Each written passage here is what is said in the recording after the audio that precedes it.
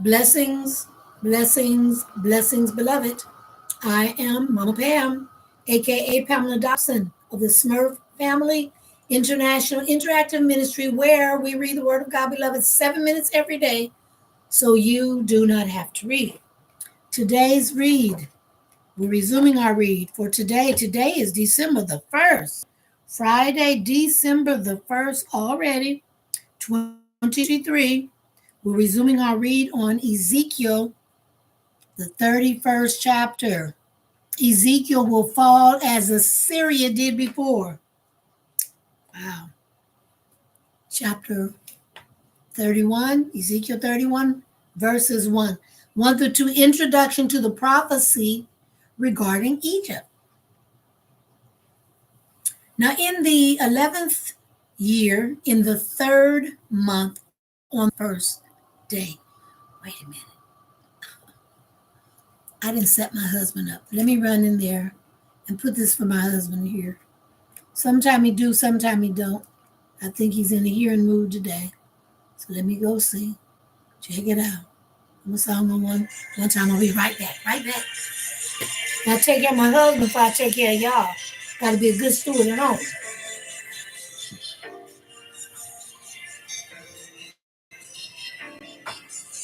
Say you woke up this morning and you could not see your way.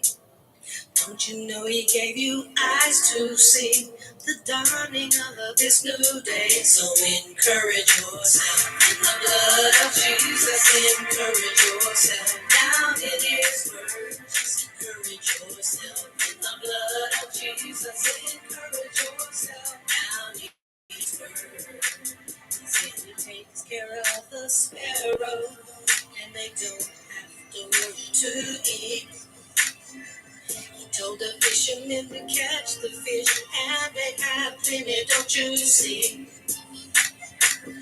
Walk by faith and not by sight, for you cannot see all the things God is doing right now. Encourage yourself, don't so encourage yourself in the blood of Jesus.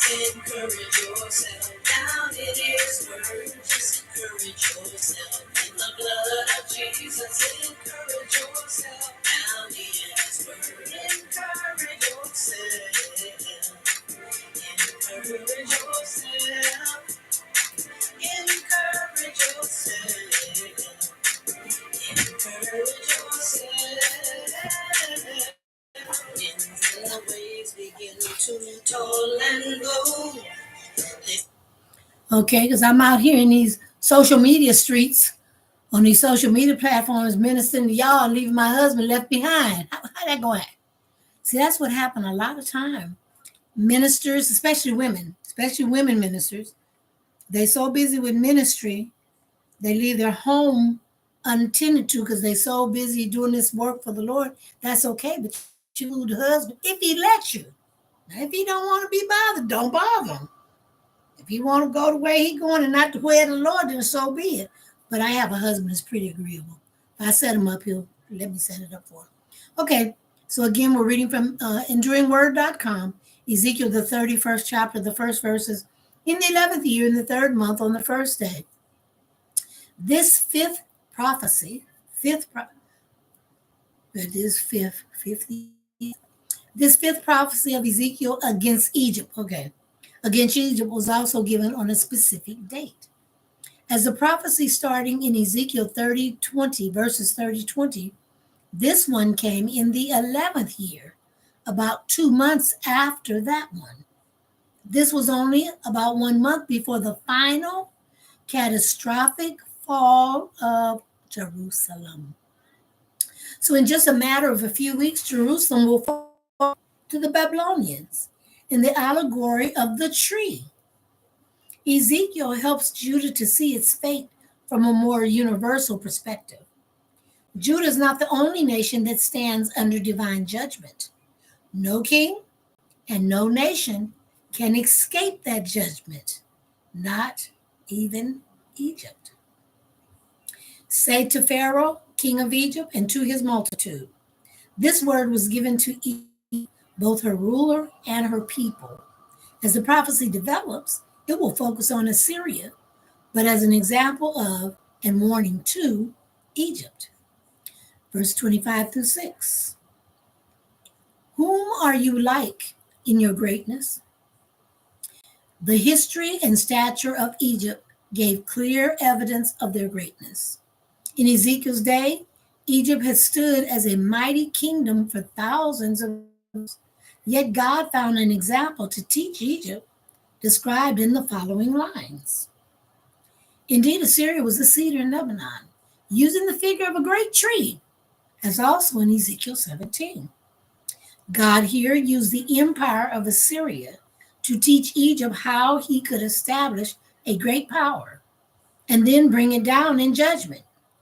Assyria was, in the recent past, a great empire. Commentators such as Poole, Trapp, Clark, and Taylor believe that Ezekiel actually had in mind Assyria of the distant past, in the days of Nimrod and the Tower of Babel in Genesis 11. This is unlikely, yet the sins of that early kingdom were the same sins that God judged later Assyria for and will soon judge Egypt for. And now today, the same sins that Israel committed back in the way what we read now, they done committed today, and they fallen. Let us keep reading. Some others, such as Morgan, believe that the word was translated Assyria in Ezekiel 31:3 is better translated as a tree, and the entire reference is to Egypt. And the recently passed empire of Assyria is not in view at all. This is a remote possibility. Therefore, it is best to regard this as a description of Assyria, which also spoke directly to Egypt. God spoke about Assyria and to Egypt, and did so in ideas that were true of them both. Egypt should learn from Assyria. The context requires a symbol of imperial greatness with which Egypt could be compared. No standard would have been more suitable than Assyria, whose memory would surely still have been alive in the minds of Ezekiel and his hearers. After all, this great cedar had been failed within their lifetime. The argument the prophet presented was simple. Egypt boasted in its greatness, yet Egypt wasn't as great as Assyria, and Assyria was conquered by Babylon. Conclusion: if Babylon can conquer Assyria, then Babylon can conquer Egypt. The waters made it grow. So Ezekiel described a tree watered from many sources, so it never lacked for nourishment. Its branches became long because of the abundance of water. Assyria was watered by mighty rivers, such as the Tigris and the Euphrates, and watered by many tributary nations. The description fits the Nile, sustained Egypt. The great cedar, Assyria, Ezekiel 31:3, was well watered, perhaps an indirect reference to her great water sources in the Tigris and the Euphrates rivers, Ezekiel 31:4. Egypt, of course, equally prided herself in her unending supply of Nile water.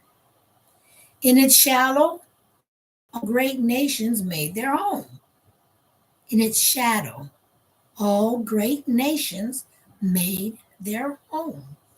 So the greatness of Assyria made them a place of shelter for other nations. Something true of Egypt also. Before the final fall of the city, many in Jerusalem hoped that they would find protection under Egypt's power. What Adam Clarke wrote of the Egyptians was true of the Assyrians. By means of the different nations under the Egyptians, that government became very opulent. These nations also represented as fowls and beasts, taking shelter under the protection of this great political Egyptian tree. Verse 7 through 9. The incomparable greatness of the mighty tree of Assyria. Thus it was beautiful, greatness, and in the length of its branches. So Assyria was noted not only for its power, but also for its beauty and the broad reach of its influence. What was true of the already fallen empire of Assyria was also true of the soon to be judged Egypt. No tree in the garden of God was like it in beauty. God represented the other nations of the world as others, such as cedars or the fir or the chestnut. None of them compared to Assyria in its day. Yet, even this was the work of God. God said, I made it beautiful. I made it beautiful. Reminds the hearer that, like the trees in the garden, the great cedar's glory is not of its own making. God has endowed it with a kind of superlative beauty that would evoke jealousy among all the other trees in the garden. The ruin of the mighty tree, 10:12. Directed by God, foreigners cut down the mighty trees of Assyria. So because you have increased in height, and its heart was lifted up in the height, so the mighty tree of Assyria became proud and arrogant. God would judge and humble them through the hand of the mighty of the nations, Nebuchadnezzar. So God would use that same mighty one to bring judgment to Egypt. But in Ezekiel 31:10, we detect once more the satanic impulse to pride. Ezekiel 28:17. And so Egypt, in her turn, has to be brought low. Now you shall hear the sin and fall, great kingdom of Assyria. His mind could not longer bear so great prosperity. He lifts up himself, and in his pride, he forgets God who lifted him up and will cast him down. Aliens, the most terrible of the nations, have cut it down. So God brought a foreign army as his lumberjack against Assyria, and they cut down his greatness. Do the same to Egypt. Each would no longer be a shadow of refuge for all the peoples of the earth. They are portrayed as rough lumberjacks who chop the tree down and leave it lying on the mountains, its broken branches strewn up and down the mountains, valleys, and ravines of the land. It is worthy of notice that Nebuchadnezzar, in the first year of his reign, rendered himself master of Nineveh, the capital of the Assyrian Empire. This happened about 20 years before Ezekiel delivered this prophecy on this account. The association of Egypt with Assyria can also be seen in light of the timing of this prophecy. Just before the final fall of Jerusalem, when some in Jerusalem still looked to Egypt for help, Assyria was a great power, but an enemy to Judah and no friend. Egypt would also be of no help at all to Judah, especially in the last days before the Babylonian conquest. The ruin of the unmatched glory of the fallen tree. On its ruin will remain all the birds of the heavens. Fallen Assyria was still noted for its glorious past, for its ruin. Many would still come to its branches, but not to find shelter there as before. His dead body shall want decent burial, as afterward did great Alexander's, great Pompey's, or William the Conqueror's, Richard III. So that no tree by the water may ever again exalt themselves. So God will use his dealings with the Assyrians to be a lesson to all the nations of the world. If they listen, they would see what happens to a great power when it becomes proud and arrogant. Let this ruin fall upon Egypt. Teach all the nations that shall hear of it to be humble. Because, however elevated, God can soon bring them down, and pride and arrogance, either in states or individuals, have the peculiar adherence of God. Pride does not suit the sons of men. It made devils and makes friends of men. they have all been delivered to death. God would teach the nations that they were all under the power of death, that each of them was mortal and would have a day of reckoning before the God of all creation. Sennacherib had a statue set up in Egypt, said Herodotus, with this inscription: "Let him that looketh upon my misery learn to be modest and to fear." That's pretty good. Let me read that again. Sennacherib had a statue set up in Egypt, said Herodotus, with this inscription: "Let him that looketh upon my misery learn to be modest and to fear God." And that's all right. God had an educative purpose in the fall of Assyria, to teach the nations the folly of striving for earthly might. The ultimate objective of the judgment was to deter others from the same disastrous course. Down to the pit. That place is the great leveler. All are equal in Sheol. When it reaches the abode of the dead, Egypt must accept its solidarity with other less important nations. Death is the great equalizer and the surest antidote to an excess of ambition. Mourning and fear because of the fall of the mighty tree, verses 15 through 17. In the day when it went down to hell, I caused mourning. So when God brought judgment upon Assyria, the other nations noticed and mourned.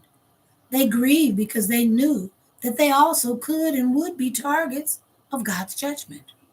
The proud king is seen passing to Sheol, the underworld of the dead, and commotion is caused there by his coming. And the other fallen ones find satisfaction in that he too is brought low. No matter how high and mighty a tree may have been during its earthly existence, in death, all are equal. The glorious cedar may have evoked jealousy in its earthly life, Ezekiel 31:9, but in Sheol, it has nothing to be envied. All are on the same level. Ezekiel 31, reading from enduringword.com only, speaking to only. He asked, what are we reading? I'm reading commentary from enduringword.com, Ezekiel 31, verses 15 through 17, almost to the bottom of it. I restrained its rivers. So using the symbol of the tree and the reason for its great size and strength, God cut off the supply of water to the tree. In reference to Egypt, I restrained her rivers, probably has reference to the many canals and waterworks in Egyptians made to feed from the Nile. The Nile was low with water, not rising and flooding as normal. These canals were restrained. The great waters were held back, and agriculture greatly suffered in Egypt. This was a demonstration of God's judgment on Egypt, as in Ezekiel 29:10 and 30 and 12. I caused Lebanon to mourn. So this follows the image of the mountain Ezekiel 31, 1 through 14. Since Lebanon was famous for its mighty cedar trees, it mourned over Assyria's fall, even as all the trees of the field wilted because of it. I caused Lebanon to mourn. So there's a subtle play on words in making Lebanon, which is literally the white mountain, to mourn or to be made black, for such is the meaning of the Hebrew origin for the verb mourn. Verse 18, a curse against Pharaoh and the kingdom of Egypt. You shall be brought down with the trees of Eden to the depths of the sea.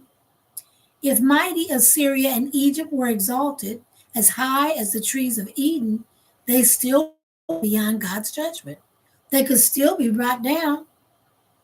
So the mightiest, richest, and longest lived kingdom I have represented, saith God, overthrown and destroyed, a kingdom though canst not pretend to equal. And if not like this, what kind of kingdom art thou like, that thou shouldest be invincible? Whoever thou art, like in height and power, thou shalt be like them in thy fall and ruin. Ah, you shall lie in the midst of the uncircumcised, with those slain by the sword. So the main instrument of God's on Egypt would be war by the sword, and it would come through another people. Since the Egyptians practiced circumcision, to spend eternity with those who were uncircumcised would be the ultimate humiliation. The reference to the uncircumcised is especially forceful because the Egyptians did practice circumcision and were amazingly meticulous, as the pyramids show about proper burial. This placing of them on the level of those mentioned was the deepest disgrace possible to them. To the Egyptians, those in this condition were outside the range of civilized world. So this is Pharaoh and all of his multitude. The final verse of the prophecy again makes it clear that this is really a word against God, against Egypt. In speaking of Assyria, God was speaking to Egypt. So if he perceives himself as the heir of the Assyrians' imperial might, then let him also share in their fate and the fate of all other glorious trees, including those of Eden, as the Assyrians had experienced, so the netherworld will reduce him to the lowest common denominator. Exodus 32nd chapter, we'll read down to the 14th verses.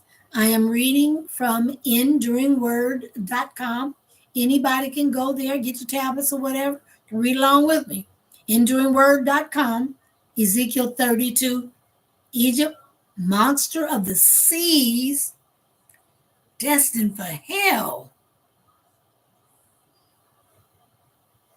Now, in the 12th year, in the 12th month, on the first day of the month, this prophecy came more than a year after the fall of Jerusalem. This lamentation for Pharaoh, king of Egypt, was given after any hope that Judah had in Egypt for help was past. Now, this point of Jewish history, they perhaps wondered whether God would be faithful to punish the heathen nation as he had declared. Conversely, Egypt had seen the collapse of Jerusalem and Judah. Egypt may have begun to gloat in pride over her own survival and her power. You're a monster in the seas. Now, Pharaoh and his kingdom were mighty forces in the world, second only to Babylon. And Babylon had only recently subdued Egypt at the Battle of Carchemish in 605 BC. Now, Egypt was still a great force with the ability to influence and control other nations. Like a young lion among the nations, like a monster in the seas. Here we have Pharaoh's regard for himself as a lion, whereas he's no more than a crocodile, stirring up mud and filth. So God will haul him out, throw him on land to be eaten by birds and beasts. Troubling the waters with your feet. Pharaoh thrashed about in the water and made a big scene, but all he did was muddy the waters and create problems by disobeying the Lord. Verses 3 and 8, God will slay and disgrace the sea monster representing Pharaoh. I will therefore spread my net over you. So regarding Pharaoh as a great sea monster, Ezekiel 32 and 2, God promised to capture him in a great net and drag him to land. I will lead you to land. There he would become food for both birds and beasts. Spread my net over you, with which both lions and crocodiles might be taken, and in which this lion and crocodile should certainly be taken, for God, whose hand never erreth, will spread the net. I will cast you out in open fields. It was literally fulfilled in the deserts of Libya, where the slain of Hopra's army were left to be devoured by fowls and beasts. Metaphorically, it is gathering in a mixture of people, soldiers, like ravenous beasts, and beasts from all parts to spoil Egypt. I will also water the land with the flow of your blood. Now, the idea is that the defeat and death of Pharaoh would be a good thing for the world. It would be like water for the land. This also reminds us of the first plague that came upon Egypt in Moses' day, Exodus 7:19. The prophet has painted a disgusting, if vivid picture of the earth drinking the excrement, blood, and other body fluids that are discharged when an animal is slain. One can scarcely imagine a more ignominious death. And bring darkness upon your land. This reminds us of the ninth of the plagues that came upon Egypt in Moses' day. Darkness for 3 days over the whole land. Exodus 10:21-29. God had judged Egypt before and would do it again. God exalted himself over the idols of Egypt and would do it again. When I put out your light. So the term Kaaba, which is used concretely of snuffing out a wick or a lamp, is occasionally used figuratively of death. It would be as if a great darkness covered the land. Ezekiel 13:8, demonstrating that Egypt's great sun gods were impotent to help. Verses 9-10, fear and astonishment among the nations at Pharaoh's fall. I will also trouble the hearts of many peoples. So when God brought judgment to Pharaoh in Egypt, many others would be troubled. The effect of this downfall would be widespread, bringing desolation to his own land, supplying booty to other lands, and making men everywhere tremble in the presence of the judgment of Jehovah. Their king shall be horribly afraid of you. Many peoples and onlooking kings would be both astonished and afraid. They saw that if God's judgment would come to mighty Egypt, it could also come to them. Judgment by the sword of Babylon. The sword of the king of Babylon shall come upon you. Now, since the image of the sword usually stands for war, this was one more statement making it clear that God would bring judgment upon Egypt through war brought upon them by the king of Babylon. So the Babylonians would plunder the pomp of Egypt and destroy a multitude. Being a wealthy and mighty emperor for so many centuries, Egypt had a lot of pomp to plunder. Plunder the pomp, break her strength, rob her treasuries, sack her cities, captivate her people, and make the kingdom tributary and stain all of her glory. Some skeptics argue that this was a false prophecy because there's little secular historical confirmation that the king of Babylon conquered Egypt. Feinberg answered these objections well. As already stated, Egypt was conquered by Nebuchadnezzar. The silence of the Greek Herodotus is far from decisive in this matter, for he was unable to read the Egyptian sources and received his information through secondary sources. Furthermore, the Egyptians were adept at covering their disasters. For example, Herodotus did not even mention the important battle of Carchemish. Some consider the prophecy as completely fulfilled. I will also destroy all its animals. War would also ravage the livestock of Egypt. The land and riverbanks will become desolate from either the foot of man or the hoofs of animals. So great will be the slaughter and devastation that Egypt will be uninhabited by either man or beast. All its animals. Egypt, a most moist and fat country was full of cattle.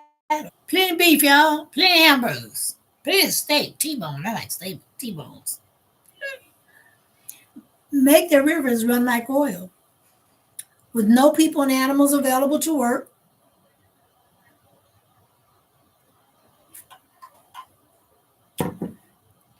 with no people and animals available to work the land and draw the water, the streams and the canals wouldn't be muddied and the water run like oil, with nothing to impede its flow. Then they shall know that I'm the Lord. Now we learn God's ultimate goal in humiliating Egypt, the universal acknowledgement of his person and his involvement in human affairs. They shall lament for her, for Egypt, both the surviving remnant and those observing from other nations would lament in sorrow for the severe judgment brought upon Egypt. This is the lamentation, the funeral speech of this kingdom. For this, as a funeral oration, tells us what was their ancient glory and what is now their miserable reproach and loss. The seventh prophecy against Egypt. Verses 17 through 21. I didn't read as far as I'm supposed to read, y'all, and too far. And too far. This is as far as we read today. So that's not so bad. That was just 30 minutes of the commentary read. So we'll resume our read tomorrow, Ezekiel 22, 17 through 21.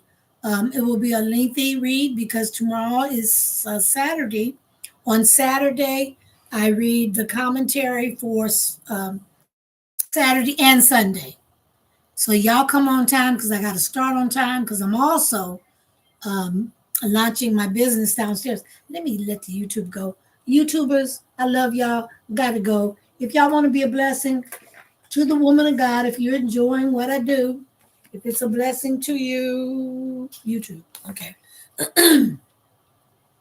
You can go to www.7minuteread.com, www.7minuteread.com. Page, there's a safe donation button where you can leave your donation. It goes directly into my bank account. And or you can go to one of these other places. Always remember to use 7 minute. Spell it SEV number 7, whatever you do. Now also on YouTube, if you don't want to give me any money, I ain't giving them church folks none of my money. That's okay. But you can still be a blessing. Walk, don't walk. Run, don't run. Just go to 7minutebling.com. 7minutebling.com. Shop until you drop on that platform. All right? See you tomorrow. God bless. All right,